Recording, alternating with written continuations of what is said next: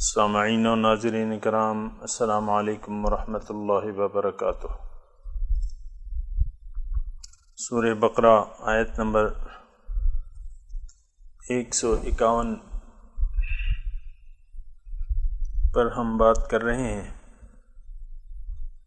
اور اسی سے ابتدا بھی کریں گے۔ اعوذ باللہ من الشیطان الرجیم، بسم اللہ الرحمن الرحیم۔ کما ارسلنا فیکم رسولا منکم یتلو علیکم آیاتنا ویزکیکم ویعلمکم الکتاب والحکمت وَيُعَلِّمُكُم مَّا لَمْ تَكُونُوا تَعْلَمُونَ فَاذْكُرُونِي أَذْكُرْكُمْ وَاشْكُرُوا لِي وَلَا تَكْفُرُونِ يَا أَيُّهَا الَّذِينَ آمَنُوا اسْتَعِينُوا بِالصَّبْرِ وَالصَّلَاةِ إِنَّ اللَّهَ مَعَ الصَّابِرِينَ۔ کما ارسلنا فیکم، جس طرح کہ میں نے بھجوائے تم میں رسول تم میں سے، یتلو علیکم آیاتنا، جو میری آیات تم پر تلاوت کرتے ہیں، ویزکیکم، اور تمہارا تزکیہ کرتے ہیں، ویعلمکم الکتاب والحکمت، اور تمہیں تعلیم دیتے ہیں کتاب اور حکمت کی، وَيُعَلِّمُكُم مَّا لَمْ تَكُونُوا تَعْلَمُونَ، اور تمہیں تعلیم دیتے ہیں اس علم کی جو تم نہیں جانتے۔ بس مجھے یاد کرو، میں تمہیں یاد کروں گا، وَاشْكُرُوا لِي، اور میرا شکریہ ادا کرو اور میری ناشکری نہ کرو۔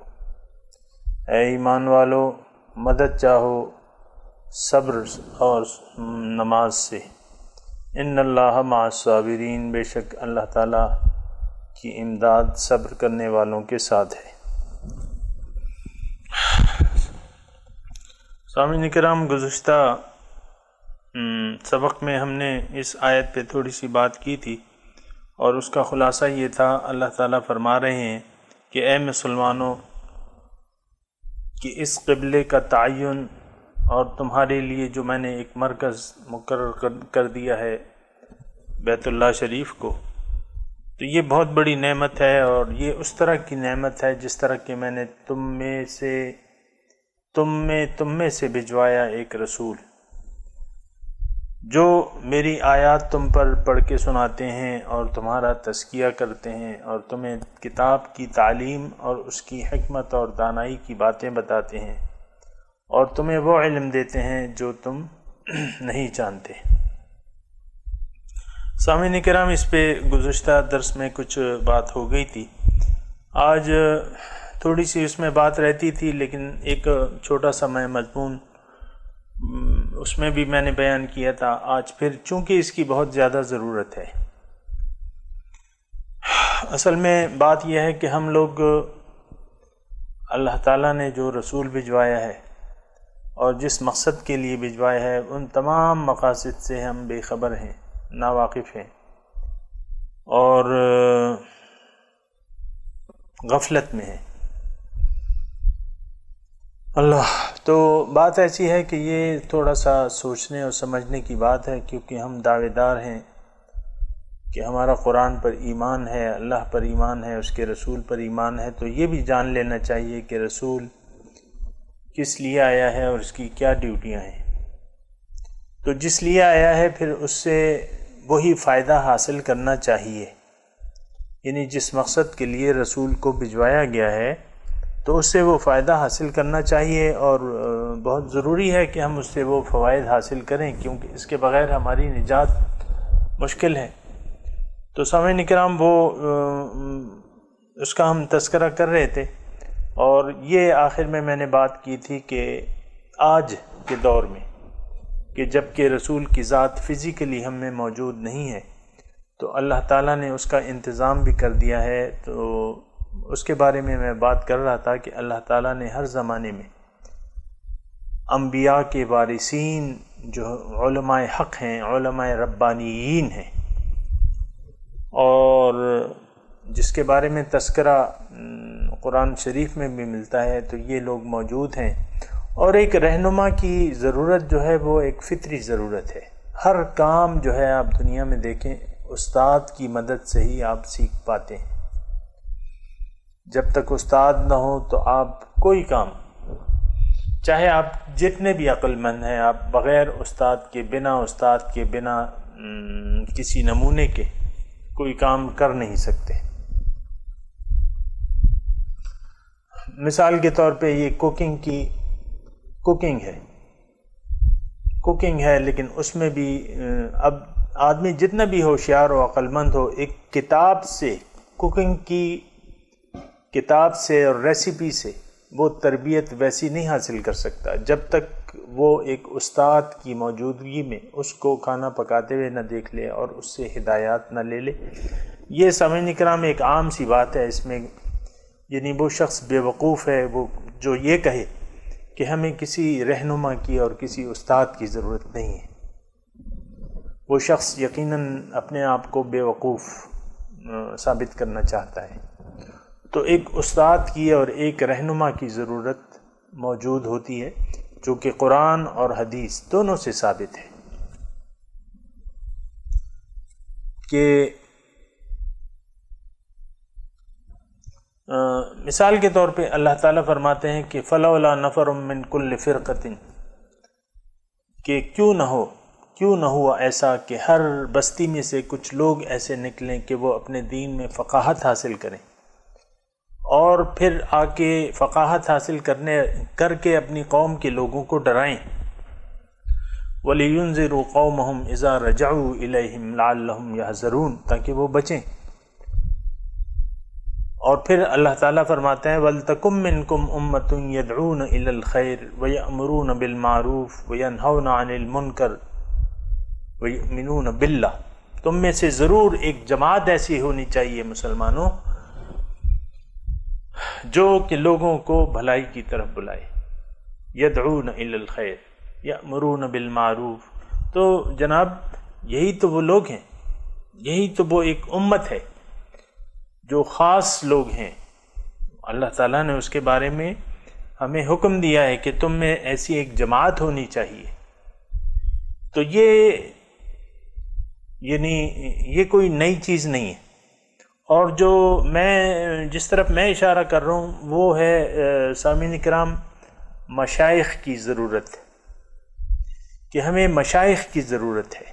یعنی ایک تو علماء ہوتے ہیں، کتاب کے عالم وغیرہ، مفتیان کرام، حفاظ کرام، وہ شعبے ہیں پھر دین کے، یعنی کوئی حفاظ کا شعبہ ہے، قرأت کا شعبہ ہے، تجوید کا شعبہ ہے، علم کا شعبہ ہے، فتاوی کا شعبہ ہے۔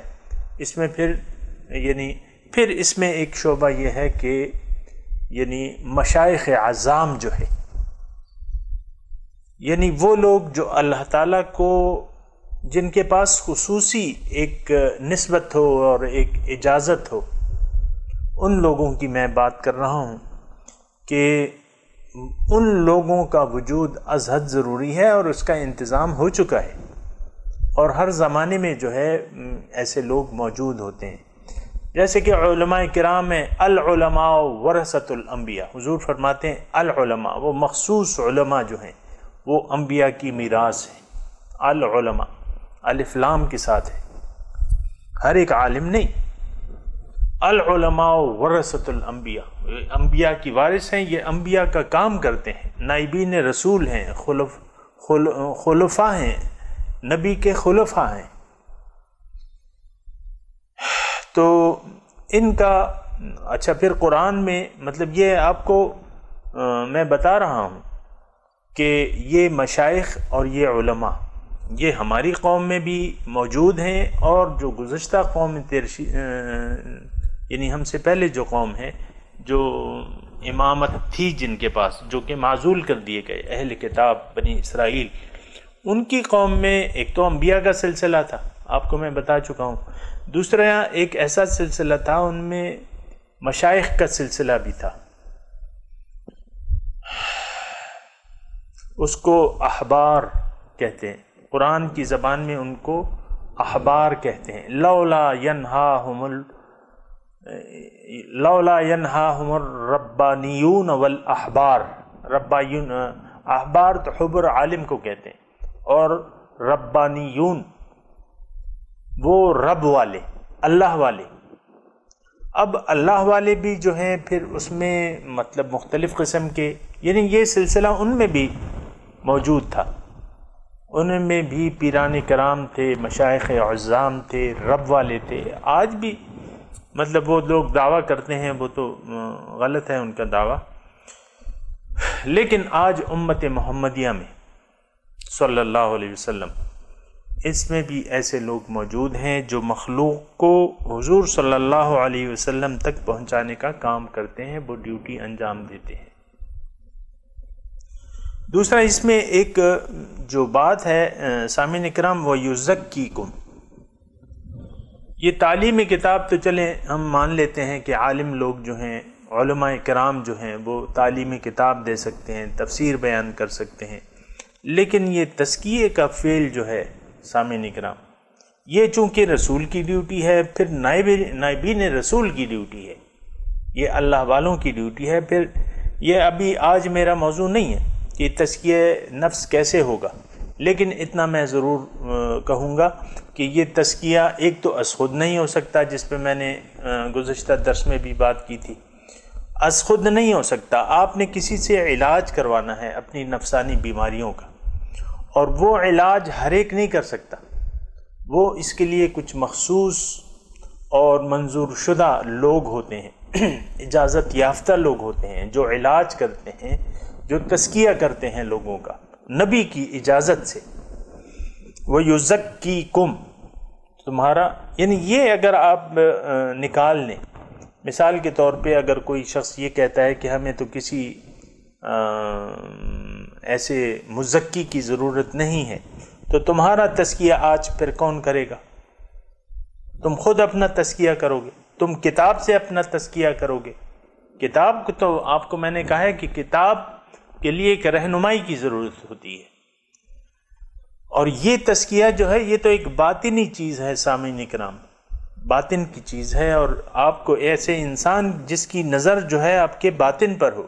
دوسرا وہ یہ ایک خاص اجازت ہوتی ہے سامعین اکرام، جیسے کہ ہر ڈاکٹر کے ہاتھ میں شفا نہیں ہوتی، بعض ڈاکٹر ہیں ان کے ہاتھ میں شفا ہوتی ہے، تو یہ تزکیے کا کام جو ہے آج وہ اللہ والے کرتے ہیں، وہ رب والے کرتے ہیں۔ وَلَٰكِن كُونُوا رَبَّانِيِّينَ، بلکہ تم رب والے بن جاؤ۔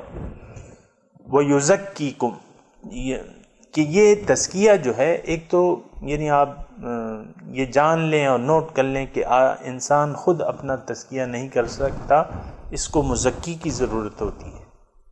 حضور صلی اللہ علیہ وسلم سب سے بڑے مزکی ہیں، پھر ان کے جو نائبین ہیں، خلفائے ہیں، اور کل میں نے آپ کو حدیث سنائی تھی کہ من مات ولم یعرف امام زمانہ فکأنہ مات میتۃ الجاہلیہ، جو شخص اس حالت میں مرا کہ اس نے اپنے زمانے کے امام کو نہیں پہچانا، گویا کہ وہ جاہلیت کی موت مرا۔ یعنی آپ نے اگر اپنا تزکیہ نہیں کیا تو اس کا مطلب یہ ہے کہ قرآن کی روح سے آپ کامیاب نہیں ہوئے۔ قد افلح من تزکا، یقیناً کامیاب ہو گیا وہ شخص جس نے اپنا تزکیہ کر لیا۔ قد افلح من زکاہا، یقیناً کامیاب ہو گیا وہ شخص جس نے اپنا تزکیہ کر لیا۔ وقد خاب من دساہا، اور یقیناً تباہ ہو گیا جس نے اس نفس کو آلودہ چھوڑ دیا۔ تو سامعین اکرام، تزکیہ نفس جو ہے انسان کی ضرورت ہے کہ یہ اپنا تزکیہ کر لے اپنی اخروی زندگی میں کامیابی کے لیے۔ تزکیہ نفس کروانا بہت زیادہ ضروری ہے۔ تزکا، اب یہ تزکیہ کون کرے گا؟ یہ مزکی کرے گا۔ مزکی، سب سے بڑے مزکی کون تھے؟ ہمارے حضور صلی اللہ علیہ وسلم تھے، جن کی ڈیوٹی یہ تھی یزکیکم۔ اب ان کے بعد جو ہیں ان کے نائبین ہیں، اور یہ سلسلہ قیامت تک اللہ تعالیٰ نے چاہا تو چلے گا۔ ہر زمانے میں ایسے لوگ موجود ہیں جن سے آپ رابطہ کر کے اپنی قلبی اور روحانی بیماریوں کا علاج کروا سکتے ہیں، نفسانی بیماریوں کا علاج کروا سکتے ہیں، اور اپنے آپ کو صحت یاب کرا سکتے ہیں ان کی ہدایات کے مطابق دین پر عمل کر کے۔ اور یہ بھی میں بتا دوں کہ یہ لوگ ہمارے نہ خدا ہیں نہ رسول ہیں، یہ تو اللہ کے بندے ہیں، اور ان سے ہم نے اللہ کی بندگی کی تربیت حاصل کرنی ہے کہ اللہ کی بندگی کیسی کی جائے۔ اللہ کا بندہ بننا ہماری کامیابی کی سب سے اشد ضرورت ہے کہ ہم اللہ کے بندے بن جائیں۔ بس انسان کا کمال اس میں ہے کہ یہ اللہ تعالیٰ کا بندہ بن کے رہے، اللہ کا غلام بن کے رہے۔ تو اب یہ غلامی کا طریقہ کون سکھائے گا اسے؟ یہ پھر ایک غلام سے رابطہ کرنا پڑے گا، ایک غلام سے رابطہ کرنا پڑے گا، حضور صلی اللہ علیہ وسلم۔ اور یہ غلامی جو ہے اللہ تعالیٰ کی غلامی، یہ بہت بڑا شرف ہے انسان کا۔ اور آپ دیکھیں کہ حضور صلی اللہ علیہ وسلم کو جب مخاطب کیا گیا ہے اعلیٰ ترین الفاظ میں، تو وہ الفاظ کیا ہیں؟ وہ الفاظ بندے کے ہیں، غلام کے ہیں۔ سبحان الذی اسری بعبدہ، پاک ہے وہ ذات جس نے اپنے بندے کو سیر کرائی، جس نے اپنے غلام کو، بندے کو سیر کرائی۔ تو سورہ اسرا، معراج کی رات آپ کو لقب کیا دیا گیا کہ یہ میرا بندہ ہے۔ تو جناب اللہ تعالیٰ کی بندگی یہ انسان کا سب سے بڑا شرف ہے، اللہ کا بندہ بننا۔ تو یہ اب اس مقصود تو یہ ہے کہ ہم اللہ کے بندے بن جائیں۔ اب وہ کوئی اللہ کا بندہ ہی ہمیں بتائے گا کہ اللہ کی بندگی کیسے کی جائے، آپ از خود تو آپ نہیں کر سکتے۔ اس میں بہت سی باتیں ہیں، بہرحال ایک میں نے آپ کو اشارہ دے دیا۔ جو لوگ متفق ہو میرے اس مضمون سے فبہا، نہیں ہو تو ٹھیک ہے، وہ اپنے طور پہ کوئی بندگی کر کے دکھا دیں، بندے بن کے دکھا دیں، تزکیہ نفس اپنا خود کر لیں۔ تو ہمارا کام تو پہنچانا تھا، ایک بات کو ہم نے کلیئر کرنا تھا، وہ ہم نے کلیئر کر دی۔ دوبارہ میں کہہ رہا ہوں کہ یہ لوگ نہ ہمارے خدا ہیں نہ ہمارے رسول ہیں، بلکہ وہ اللہ تعالیٰ کے بندے ہیں۔ اور جو ایسا کرتا ہے کہ اپنی عبادت کی دعوت دیتا ہے تو وہ پھر شیطان ہے۔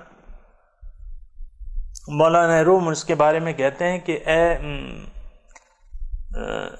اے لوگو، اے بسا ابلیس آدم روئے ہست، بہت سے وقت آدم جو ہے وہ شیطان کے روپ میں آتا ہے، بس تم جس کے ہاتھ میں اپنا ہاتھ دیتے ہو تو ذرا سوچ سمجھ کے دو۔ ہر ہاتھ دینے والا نہیں ہوتا۔ اس ہاتھ کو دیکھو گے جس ہاتھ پر تم اپنا ہاتھ رکھو گے، جس ہاتھ پہ تم بیعت کرو گے، تو اس کو آپ نے پرکھنا ہوگا کہ یہ اللہ کا بندہ ہے کہ شیطان کا بندہ ہے۔ تو سامعین اکرام، یہ اندازہ لگانا بہت آسان ہے۔ آپ نے ایک سچے شخص کو دیکھنا ہے، جو کہ اللہ تعالی ہمیں ارشاد فرماتے ہیں کہ یا ایھا الذین آمنوا اتقوا اللہ وکونوا مع الصادقین، اے لوگو اللہ کا تقوی اختیار کرو اور معیت اختیار کر لو سچوں کی، سچوں کے ساتھ ہو جاؤ۔ وَكُونُوا مَعَ الصَّادِقِينَ، اب آپ نے ایک سچے بندے کو دیکھنا ہے۔ تو سچا بندہ، اس کے لیے پھر ایک معیار ہے، ایک کرائٹیریا ہے۔ وہ کیا ہے؟ کہ وہ شخص قرآن کا عامل ہو۔ قرآن، وہ جاہل شخص نہیں ہو سکتا آپ کا، وہ قرآن کو جانتا ہو، اللہ کے سنت کو، طریقوں کو جانتا ہو، قرآن اور حدیث کا عالم ہو۔ پھر عالم نہیں بلکہ اس پر عامل بھی ہو۔ آپ نے یہ اس کا معیار ہے اس سچے بندے کا، کہ وہ شخص عالم ہوگا، جاہل نہیں ہوگا، وہ شخص جو ہے عامل ہوگا، بے عمل نہیں ہوگا۔ اور تیسری جو شرط ہے وہ یہ ہے کہ اس کو خصوصی اجازت بھی ہوگی دربار مصطفیٰ سے تزکیہ کرنے کی، کیونکہ یہ ایک لنک ہے، ایک رابطہ ہے، ایک فیض ہے جو اللہ کی طرف سے حضرت محمد صلی اللہ علیہ وسلم کو حاصل ہوا ہے۔ اور پھر حضور صلی اللہ علیہ وسلم کے خلفاء جو ہیں جو کہ ہدایت یافتہ ہیں، علیکم بسنتی و سنت خلفاء الراشدین المہدیین، جو خلفاء راشد ہیں، جو ہدایت یافتہ ہیں، یہ تمام جو ہیں یہ خلفاء راشد ہیں، جو حضور صلی اللہ علیہ وسلم کے خلیفہ ہیں۔ یہ جو آپ دیکھتے ہیں کہ یہ شجرہ ہے تو اس میں خلفاء کے نام ہوتے ہیں، اور وہ تمام خلفاء راشد ہوتے ہیں۔ راشد کیا ہے؟ پہنچا ہوا۔ تو یہ پہنچے ہوئے لوگ ہیں اور پھر اجازت یافتہ ہیں، ان کو دربار مصطفیٰ سے خصوصی اجازت ہوتی ہے۔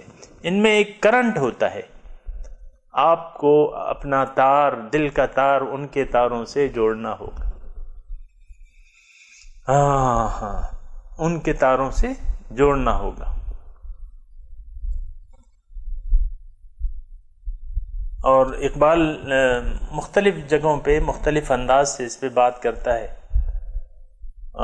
خدایا گر شکل لیلا کی بن کے آ جائے تو، سر اسی دم سر سے جدا دھرا ہوگا۔ اور پھر جو ہے وہ اللہ تعالیٰ کی بات یہ ہے کہ اللہ تعالیٰ تو ایک ذات ہے، ٹھیک ہے۔ پھر اس کے بعد جو ہیں یہ اللہ تعالیٰ کے بندے جو ہیں، اللہ کے رسول اللہ کے نور کا ظہور ہے، اللہ کے نور کا ظہور ہے، محمد صلی اللہ علیہ وسلم اللہ کے نور کا ظہور ہے۔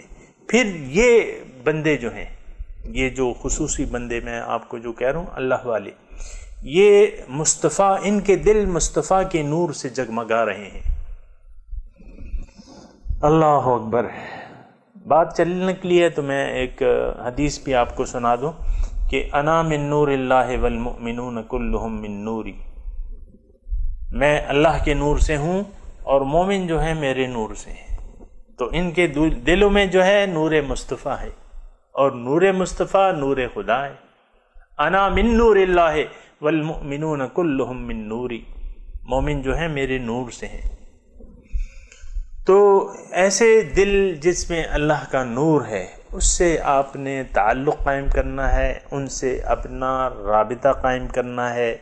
اپنے دل کے تار جو ہیں ان کے دل کے تاروں سے جوڑ کے آپ نے اپنی زندگی شروع کرنی ہے۔ تو پھر کیا ہوگا؟ انسان تو ہے ہی باصلاحیت، خلیفہ خدا ہے، پھر آپ کا دل جو ہے منور ہونا شروع ہو جائے گا۔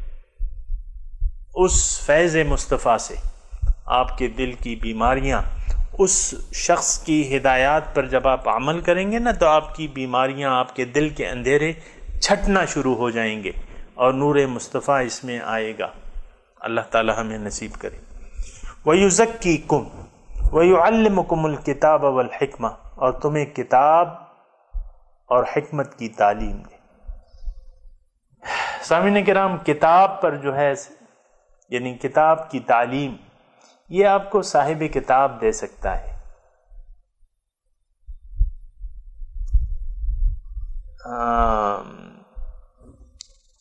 حضرت علامہ اقبال جو ہیں انہوں نے کہا ہے کہ جب تک تیرے دل پہ نہ ہو نزول قرآن، گرہ کشا ہے نہ رازی نہ صاحب کشاف۔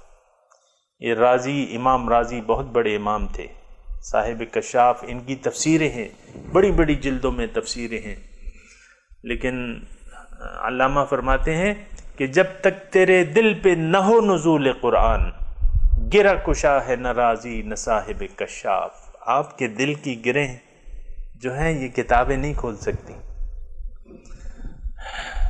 قرآن، صاحب قرآن سے آپ نے سیکھنا ہوگا۔ ویسے تو پھر الفاظ ہیں، اور الفاظ میں یہ نہیں کہہ رہا، الفاظ کی ایک اپنا حرمت ہے، ان کا احترام ہے، لیکن جو روح ہے تو وہ ایک روحانی شخص سے آپ لے سکتے ہیں جو آپ کے دل پہ نزول قرآن کرے، یعنی ان کے مطالب کا نزول ہو آپ کے دل پہ۔ تو قرآن آپ نے سیکھنا ہے صاحب قرآن سے۔ جب تک تیرے دل پہ نہ ہو نزول قرآن، گرہ کشا ہے نہ رازی نہ صاحب کشاف۔ یعلمکم الکتاب والحکمہ، پھر آپ کو تعلیم دیتا ہے، تزکیہ بھی کرتا ہے قرآن کی آپ کو تلاوت کرتا ہے، تزکیہ کرتا ہے، آپ کو کتاب کی تعلیم دیتا ہے، حکمت اور دانائی کی باتیں، قرآن کے جو مفاہیم ہیں، جو باطنی مفاہیم ہیں، اس کے بارے میں آپ کو سمجھاتا ہے۔ وَيُعَلِّمُكُم مَّا لَمْ تَكُونُوا تَعْلَمُونَ، اور تمہیں وہ علم دیتا ہے جو تم نہیں جانتے۔ اور سامعین کرام، یہ تو پھر جب آپ اس کلاس میں داخلہ لیں گے، ایک اللہ والے کی کلاس میں داخلہ لیں گے، اور مصطفیٰ کے جو اس کا امام برحق ہے اس کی کلاس میں آپ داخلہ لیں گے، تو پھر ان آیات کی اصل آپ کو پتہ چلے گی، اور اس کی جو روحانیت ہے اس سے پھر آپ واقف ہوں گے۔ ویسے تو پھر الفاظ ہیں اور ہم سنتے آ رہے ہیں اور بس پڑھتے چلے آ رہے ہیں۔ تو یہ سامعین کرام مختصر یہ ہے کہ یہ حضور صلی اللہ علیہ وسلم کی ڈیوٹیاں تھیں، اور اس مضامین میں وہ بیان کر دی گئیں۔ تو ضرورت اس بات کی ہے کہ ہم احساس کریں کہ رسول کی ڈیوٹیاں کیا ہیں، پھر اپنے اندر ایک جذبہ پیدا کریں کہ حضور صلی اللہ علیہ وسلم کے کلاس میں ہم نے داخلہ لینا ہے، اور یہ تمام کام کروانے ہیں، میں یہ تمام کام کرنے ہیں، سیکھنے ہیں اپنی حیثیت کے مطابق۔ تو اور سب سے بڑی جو چیز سامعین کرام میں کہوں وہ صحبت اولیاء ہے، یعنی اللہ کے دوستوں کی صحبت۔ اب دیکھیں، حضور صلی اللہ علیہ وسلم تشریف لائے، قرآن 23 سال میں مکمل ہوا ہے، لیکن آپ دیکھیں مکے کی زندگی میں قرآن کی تدوین جو ہے اس کا نزول 23 سال میں مکمل ہوا ہے۔ تو ابتدا میں تو صرف حضور تھے اور صحابہ تھے اور حضور کی صحبتیں تھیں اور حضور کے ساتھ بیٹھکیں تھیں۔ تو حضور صلی اللہ علیہ وسلم کی صحبت جو ہے اس کے اثرات اتنے ہوئے کہ مسلمان بنتے چلے گئے، مسلمان انسان کامل ہوتے چلے گئے صحبت مصطفیٰ سے۔ اسی طرح صحبت اولیاء جو ہے، یک زمانہ صحبت با اولیاء بہتر 100 سالہ طاعت بیریا، ایک وقت کسی ولی کی صحبت میں بیٹھنا یہ 100 سالوں کی بیریا عبادت سے بہتر ہے۔ تو صحبت کے سامعین کرام اپنے اثرات ہوتے ہیں، جیسے کہ سورج کے سامنے سردی ہے، آپ اندر کمرے میں بیٹھ جائیں اور سورج کے سامنے بیٹھ جائیں، تو سورج کی جب آپ سردی میں آپ سورج کے سامنے بیٹھیں گے تو وہ آپ کو تمازت دے گا اور اس کی حرارت سے آپ مستفیض ہوں گے۔ تو اور اگر آپ سورج کے سامنے نہیں بیٹھیں گے تو پھر الگ بات ہے، لیکن صحبت اولیاء کا اپنا ایک مقام ہے، اور ان لوگوں کی صحبت جو ہے وہ بڑے بڑے مقامات آپ کو طے کرا دیتی ہے۔ اللہ اکبر۔ بہرحال اب یہ ہے کہ آگے ہم چلتے ہیں، فَاسْكُرُونِي أَذْكُرْكُمْ وَاشْكُرُوا لِي وَلَا تَكْفُرُونَ، تم میرا ذکر کرو اور میرا شکریہ ادا کرو اور میری ناشکری نہ کرو۔ فَاسْكُرُونِي، تم مجھے یاد کرو۔ سامعین کرام، الفاظ کا ترجمہ تو میں نے کر دیا، لیکن اس میں روح جو موجود ہے اس کو سمجھنے کی کوشش کریں۔ فَاسْكُرُونِي، اب یہ فے جو ہے، پس، فے کا مطلب پس تم مجھے یاد کرو۔ اب دیکھیں، اب یہ مضمون کہاں سے، ذرا غور کریں آپ قرآن کی عبارت پر، اس کے ٹیکسٹ پر، وَلِأُتِمَّ نِعْمَتِي عَلَيْكُمْ، تاکہ اپنی میں نعمتیں تم پر تمام کر دوں۔ اور سامعین کرام، میں آپ کی توجہ اس طرف دلا رہا ہوں کہ اب تک کا جو مضمون تھا بنی اسرائیل کے وہ یعنی سورہ فاتحہ تو جو ہے وہ قرآن کا خلاصہ ہے، تو اس میں آپ کو میں نے کہا کہ یہ اب تک جو مضمون تھا یہ گزشتہ اقوام کی ایک اللہ تعالیٰ ان کے واقعات بیان کر رہا تھا کہ تم جو ہے اس کو دیکھو۔ تو جو مغضوباً اب تک کا جو مضمون تھا وہ ایک مغضوباً علیہ قوم کے حالات اللہ تعالی ہمیں بیان کر رہا تھا کہ اے مسلمانوں، یہ واقعات تم سے پہلے جو قوم گزری ہیں یہ ان کے ہیں، ایسا نہیں کہ تم یہ طریقہ کار ان کا طریقہ کار اپنا لو اور اللہ تعالیٰ کی ہدایت کو چھوڑ کے گمراہی کو اختیار کر لو۔ تو اب اس میں جو مضمون ہے میں آپ کو یہ بتاؤں کہ اب شروع ہو رہا ہے یہ مضمون مسلمان مخاطب ہو رہے ہیں، اور اگر آپ خیال کریں تو مسلمان اس میں مخاطب ہو رہے ہیں اور ان کے لیے ہدایات کہ دیکھو گزشتہ قوم جو تھی اس نے یہ کیا، کہیں ایسا نہ ہو کہ تم ان کے نقش قدم کی پیروی شروع کر دو۔ اور اب تم نے کرنا کیا ہے؟ اب دیکھو میں نے اللہ تعالیٰ فرما رہے ہیں کہ دیکھو میں نے تم پہ اپنی نعمتیں مکمل کر دی، تمہیں ایک مرکز دے دیا، تمہیں رسول بھجوایا، تمہیں آئین دے دیا، قرآن دے دیا، اور تمہاری جماعت بن گئی۔ اب تم نے کیا کرنا ہے؟ فَاذْكُرُونِی، اب تم نے میری یاد کو اپنانا ہے۔ سامعین کرام، اس سے مراد وہ یاد نہیں ہے جو ہم تو ذکر کا مفہوم جو ہے وہ بہت محدود کرتے ہیں۔ ذکر ہم سوچتے ہیں کہ بس تسبیحات میں لے کے چند تسبیحات پڑھ لیں تو ہم نے ذکر کر لیا۔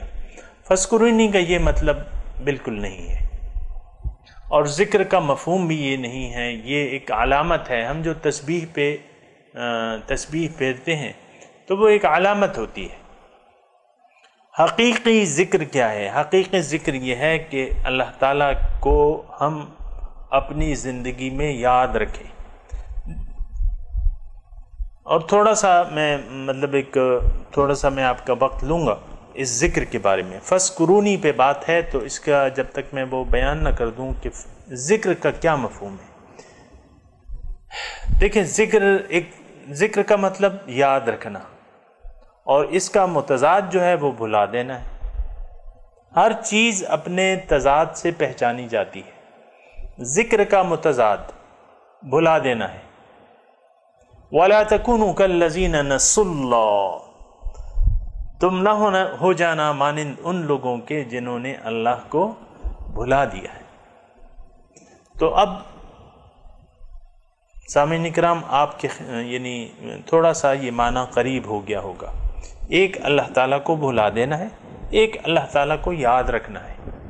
اب یاد رکھنے کی کیا معنی ہے؟ دیکھیں، انسان روح ہے، روح ربانی ہے، اس کو اللہ تعالیٰ نے اعلیٰ ترین مقاصد کے لیے اس کو جسم عطا فرمایا ہے، اس کو زندگی عطا فرمائی ہے، اس کو قوتیں دی ہیں، اس کو اختیار دی ہے۔ دنیا میں آ کے اس نے کیا کرنا ہے؟ زندگی گزارنی ہے۔ اب اس کی کامیابی کا دار و مدار کس بات پر ہے؟ کہ یہ زندگی ایک خاص طریقے سے گزار دے، اور وہ طریقہ اللہ تعالیٰ خود بتائے گا۔ ایک خاص طریقہ، زندگی مختلف طریقوں سے گزاری جا سکتی ہے، جس طرح کہ آپ اپنے جسم سے مختلف طریقوں سے اپنی شکل و شباہت بنا سکتے ہیں، لیکن مصطفیٰ نے ہمیں ایک طریقہ بتا دیا ہے کہ بھئی مردوں کا یہ طریقہ ہے جو میں کر رہا ہوں، عورتوں کی اپنی ایک وہ ہے جو کہ ہدایت موجود ہے، ان کے لباس کے بارے میں، ان کی حیات کے بارے میں، ان کی حجاب کے بارے میں۔ مردوں کے بارے میں حضور صلی اللہ علیہ وسلم خود ہمارے لیے نمونہ ہے، ہمارے لیے بھی حجاب کے جو حدود ہیں وہ متعین ہیں۔ تو یہ زندگی گزارنی ہے۔ سامعین اکرام، تھوڑی سی میں توجہ چاہوں گا آپ کی۔ انسان کی کامیابی کا دار و مدار اس میں ہے کہ وہ ایک زندگی ایک خاص طریقے سے گزار دے، زندگی ایک خاص انداز سے، خاص طریقے سے گزار دے۔ ہر چیز میں اس کا ایک منفرد انداز ہے جو کہ بتا دیا گیا ہے قرآن میں، جس پہ عمل کر کے دکھایا ہے ہمیں مصطفیٰ نے۔ تو اس طریقے کے مطابق اگر کسی نے زندگی گزار دی، وہ طریقہ کیا ہے؟ وہ اللہ تعالیٰ کا بتایا ہوا طریقہ ہے، وہ اللہ تعالیٰ کی یاد ہے۔ یعنی اللہ کی یاد کا کیا مطلب کہ آپ زندگی کے کسی شعبے میں بھی اللہ تعالیٰ کے بتائے ہوئے طریقے کو نہ بھلائیں. اللہ اکبر. بس یہ دین ہے. دین اسی چیز کا نام ہے. دین زندگی گزارنے کا طریقہ. دین اس کو کہتے ہیں، اس کے علاوہ دین کچھ بھی نہیں ہے. زندگی آپ نے کیسی گزارنی ہے یہ اللہ تعالیٰ نے قرآن کی صورت میں ہمیں بتا دیا ہے. ہم کہتے ہیں نا کہ قرآن ایک مکمل ضابطۂ حیات ہے. پھر اس قرآن پر حضور صلی اللہ علیہ وسلم نے عمل کر کے دکھایا ہے. تو پھر وَلَكُمْ فِي رَسُولِ اللَّهِ أُسْوَةٌ حَسَنَةٌ لِمَنْ كَانَ يَرْجُو اللَّهَ. تمہارے لیے رسول کی زندگی میں ایک بہترین نمونہ ہے. جس لمن کان یرجو اللہ، جس کو امید ہو اللہ سے ملاقات کی. تو دین کے معنی آپ جان لیں. سامعین اکرام، اس کے بارے میں بہت بڑی غلط فہمی ہے ہمارے ذہنوں میں. دین ہم بس نماز، روزہ، حج، زکوٰۃ کو دین کہتے ہیں، حالانکہ ایسا بالکل نہیں. دین تمام معاملات، آپ کی زندگی کے تمام معاملات. آپ خریداری کس طرح کرتے ہیں، آپ اپنے ساتھ کیا سلوک کرتے ہیں، اپنے جسم کے ساتھ آپ کے یہ ہر ایک چیز ہمارے پاس امانت ہے. جسم اللہ تعالیٰ نے دیا ہے، کس طرح رکھتے ہیں اس کو، کیا پہناتے ہیں، کیا اڑاتے ہیں، کیا کھلاتے ہیں. پھر آپ دیکھیں پیسے کس طرح کماتے ہیں، چونکہ پیسہ ایک بنیادی ضرورت ہے انسان کی. کاروبار، کیا کاروبار کرتے ہیں، کس طریقے سے مال کماتے ہیں. پھر خرچ کرنا کس طریقے سے، کہاں کہاں آپ خرچ کرتے ہیں. پھر شادی کی بات آ جاتی ہے. پھر پہلے تو والدین سے آپ کا سلوک کیا ہونا چاہیے، پھر شادی، اور شادی کر کے آپ اپنے گھر والوں سے کیسے سلوک کریں گے، اپنے بچوں سے کیسے سلوک کریں گے. تو یہ تمام سامعین اکرام جو طریقہ کار ہے، کس سے آپ دوستی رکھیں گے، کس سے آپ نہیں رکھیں گے، کس سے تعلق جوڑیں گے، کس سے آپ تعلق کاٹیں گے، یہ تمام معاملات تو ہم اب تک اپنی مرضی سے کرتے رہے. دوستانے بھی ہم اپنی مرضی سے بناتے ہیں کہ بھئی یہ میرا حلقہ احباب ہے. میں تھوڑی سی بس مثال آپ کو دیتا ہوں. ہر شخص کا ایک حلقہ احباب ہوتا ہے. کچھ اس کی اپنی مصروفیات ہوتی ہیں، کچھ اس کا گزارنے کا ٹائم ہوتا ہے، اس کا کاروبار کرنے کا ایک انداز ہوتا ہے. کاروبار میں دیکھیں لوگ جھوٹ بھی بولتے ہیں، جھوٹے وعدے بھی کرتے ہیں، جھوٹ بھی بولتے ہیں، قسمیں بھی کھاتے ہیں. کمانے کا طریقہ ہے ناجائز کاروبار کرتے ہیں، ناجائز ذرائع استعمال کرتے ہیں کاروبار میں. پھر آپ اگر چلے جائیں نوکریوں کی طرف، نوکری کر لیتے ہیں، نوکری اپنی ڈیوٹی پوری نہیں کرتے. پھر اس میں آج کل تو کرپشن کا دورہ ہے، تو کرپشن آپ ہر جس کو جہاں موقع ملتا ہے پیسے کمانے کا وہ پیسے کماتا ہے اور اس کو جائز سمجھتا ہے. سامعین کرام، یہ دین ہے. آپ دین کی مسلسل خلاف ورزی کر رہے ہیں. اپنی مرضی سے اگر آپ زندگی گزار رہے ہیں، اس کا مطلب یہ ہے کہ آپ دین اسلام کو نظر انداز کر رہے ہیں. دین اسلام نام ہے تمام ایز اے ہول زندگی کا. اللہ تعالیٰ ہمیں ہدایت دیتا ہے کہ ادخلوا فی السلم کافہ، دین میں پورے کے پورے داخل ہو جائیں. وہ ایک ڈائلاگ بھی ہے نا کہ وہ چور کہتا ہے کہ نماز مجھ پہ فرض ہے اور چوری میرا پیشہ ہے. اللہ اکبر. تو بات یہ ہے کہ یہ تھوڑا سا سوچ لینا چاہیے. اور ہم تو ساری زندگی، اور میں بتاؤں آپ کو کہ ایسا کیوں ہو رہا ہے. ایسا اس وجہ سے ہو رہا ہے کہ یہ ہم جو زندگی بھی گزار رہے ہیں نا سامعین کرام، اس کا کوئی مقصود تو ہے نہیں. ہمارا دین کا کوئی مقصد نہیں ہے ہمیں، یعنی ہمارے سامنے کوئی ٹارگٹ ہی نہیں ہے. دوسرے یہ کہ دین تو ایک مقصد کے لیے ہے، اور مقصد کیا ہے؟ اللہ تعالیٰ سے ملاقات. فمن کان یرجو لقاء ربہ فلیعمل عملا صالحا ولا یشرک بعبادت ربہ احدا. دیکھیں پہلے تو امید کی بات کی جا رہی ہے، قرآن کی آیت ہے فمن کان یرجو لقاء ربہ، بس جس کو ملاقات ہو رب سے ملاقات کی۔ اب دیکھیں یہ ایک امید قائم ہو گئی، ایک یقین آ گیا، ایک امید ہو گئی کہ میں نے رب کے پاس جانا ہے، اس کے سامنے کھڑے ہونا ہے، اس کا دیدار کرنا ہے۔ تو یہ ایک امید ہے، یہ امید نہیں ہے کسی کو،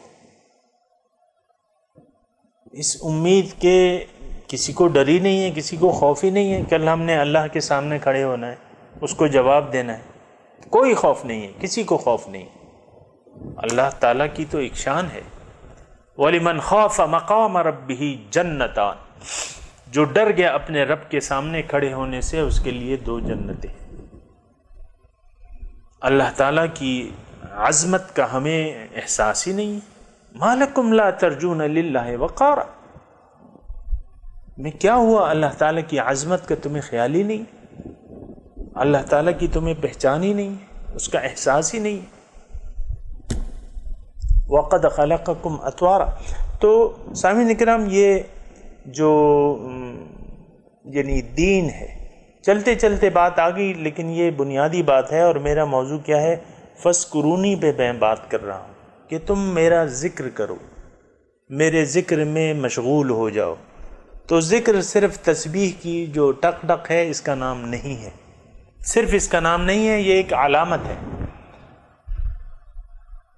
اگر آپ کے ہاتھ میں تسبیح ہے لیکن اگر آپ کا دل غافل ہے اللہ کی یاد سے، اور آپ کی زندگی اللہ تعالیٰ کے نازل کیے ہوئے احکامات کے مطابق نہیں ہے، تو آپ غافل ہیں، آپ ذاکر نہیں ہیں۔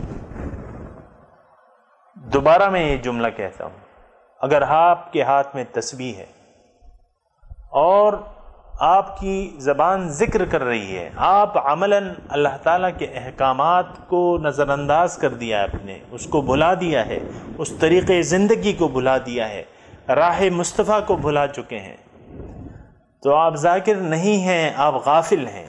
وَلَا تَكُن مِّنَ الْغَافِلِينَ، غافلوں سے نہ ہو جانا۔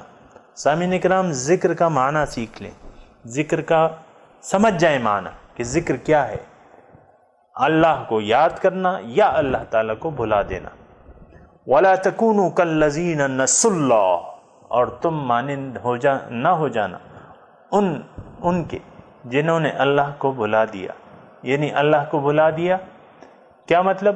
انہوں نے اپنی زندگی من چاہی خواہشات کے مطابق گزارنی شروع کر دی، کسی سے رہنمائی نہ لی، اللہ تعالیٰ سے پوچھا ہی نہیں، رسول کے طریقوں کو دیکھا ہی نہیں، تو اللہ تعالیٰ کو بھلا دیا اس نے۔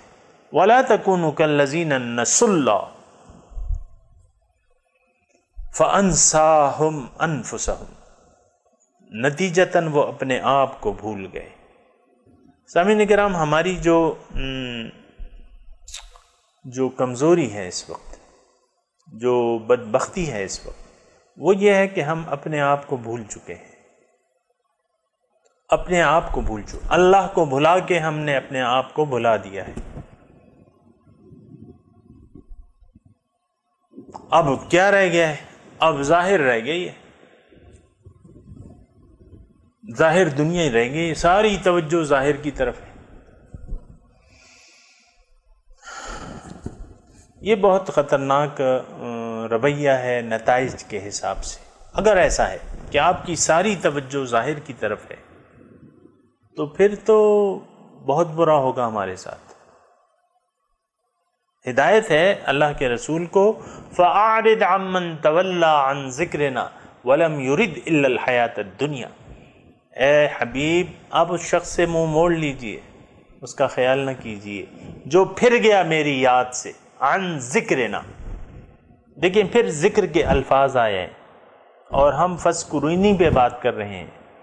عن تولا عن ذکر، من تولا عن ذکرنا، جو پھر گیا میری یاد سے۔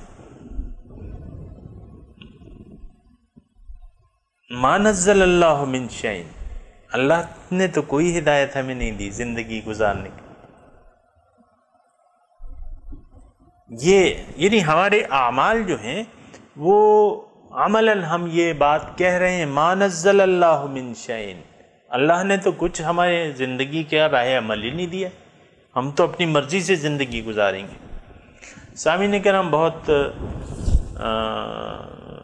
سوچ کے قابل ہے یہ بات کہ ہم اس بات پر میرے صرف کہہ دینے سے نہیں ہوگا، آپ کی سوچ سے بھی اثر پڑے گا۔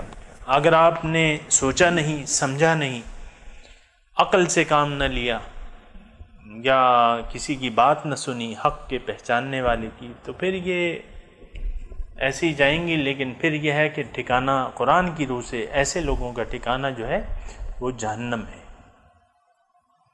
آپ کو کل میں نے وہ آیت پڑھ کے سنائی گئی تھی کہ فَخَلَفَ مِن بَعْدِهِمْ خَلْفٌ أَضَاعُوا الصَّلَاةَ وَاتَّبَعُوا الشَّهَوَاتِ فَسَوْفَ يَلْقُونَ غَيًّا۔ جلد ہی وہ پس جانشین ہو گئے ان کے بعد، ان نیک لوگوں کے بعد، ایسے نااہل جانشین جس نے نظام صلاۃ خراب کر دیا، نماز کو ضائع کر دیا، نماز کی اہمیت ان کے ذہن میں نہ رہی۔ آج دیکھ لیں، ہماری نماز پڑھنے کا آج کوئی مقصد نہیں ہے، یہ تو معراج ہے مسلمان کی، الصلاۃ معراج المؤمنین۔ بہرحال تو واتبعوا الشہوات، اور انہوں نے اپنی خواہشات کی پیروی شروع کر دی۔ فسوف یلقون غیا، جلد ہی یہ دوزخ میں ڈال دیے جائیں گے۔ سامعین کرام، قرآن حقیقت ہے، اللہ کا کلام سچ ہے، آپ کی اور میری امیدوں پہ فیصلہ نہیں ہوگا، یہ بات یاد رکھ لیں۔ غلط امیدیں اور یہ غلط سہارے وغیرہ یہ ہمارے کسی کام نہیں آئیں۔ مال اولاد، لن تغنی عنکم اموالکم اولادکم من اللہ شیئا، کوئی چیز بھی ہمیں اللہ تعالیٰ کے عذاب سے پھر نہیں بچا سکتی، اور وہ جناب جلدی آنے والا ہے۔ ادھر آپ کی آنکھیں بند ہوئیں، ادھر آپ عالم آخرت میں پہنچ گئے، تو وہ دور نہیں ہے۔ انہم یرونہم بعیدا ونراہ قریبا، یہ لوگ تو سمجھتے ہیں کہ بہت دور ہے وہ وقت، لیکن اللہ کہہ رہے ہیں ہم تو بہت قریب سمجھتے ہیں اسے۔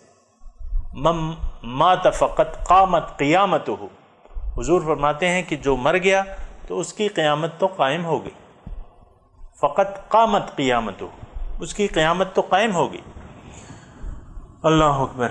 تو ذکر اللہ کی میں بات کر رہا تھا، فَاذْكُرُونِی، اب تم نے میرا ذکر کرنا ہے، یعنی تمام وقت جو ہے اپنی خواہشات نفس کو چھوڑ کے میری اطاعت کرنی ہے، اور ہر وقت کرنی ہے۔ فَاذْكُرُونِی، مجھے نہیں بھلانا، مجھے یاد رکھنا ہے، یہ معنی ہے اس آیت کا۔ فَاذْكُرُونِی، اب تم مجھے یاد کرو میری اطاعت سے۔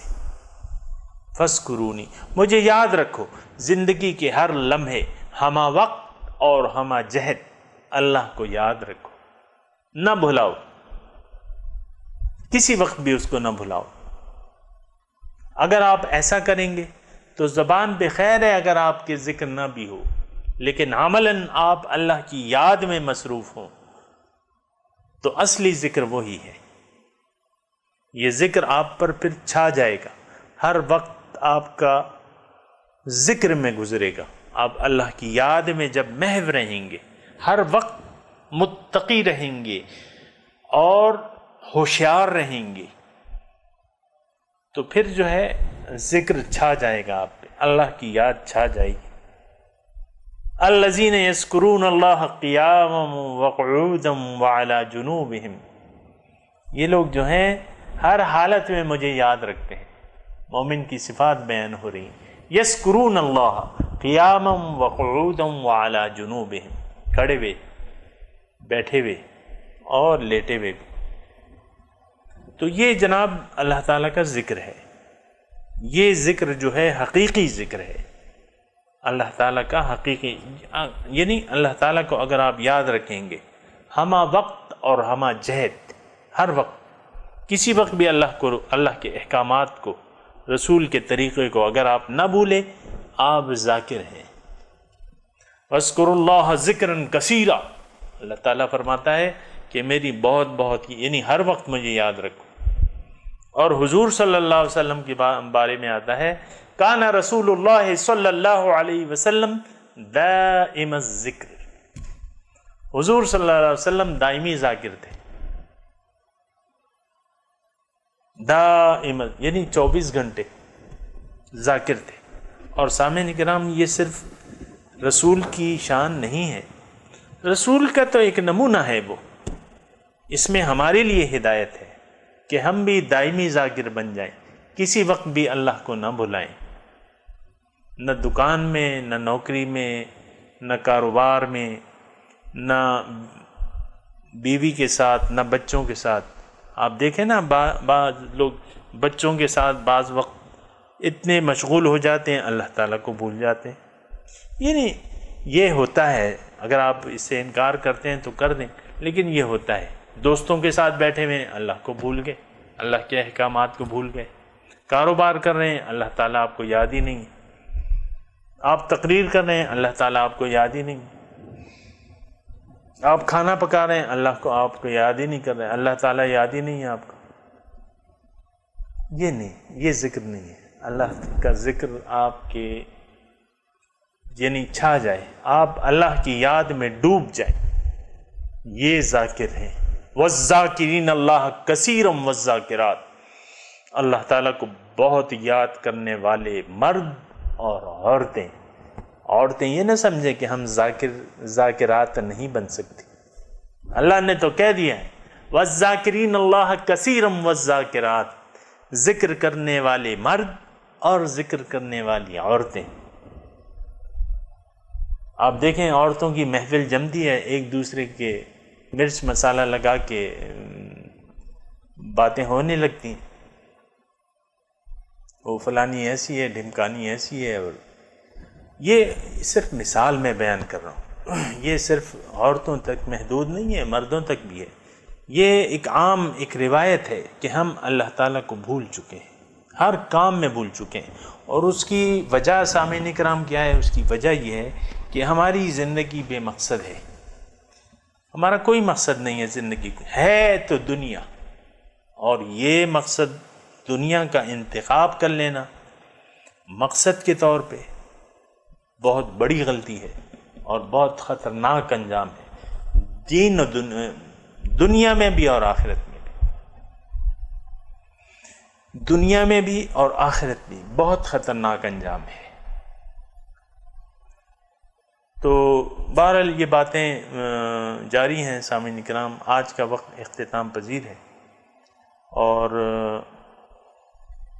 اسی کے ساتھ انشاءاللہ ہم شروع کریں گے اگلے مضمون کو۔ وآخر دعوانا ان الحمد للہ رب العالمین۔ السلام علیکم ورحمۃ اللہ وبرکاتہ۔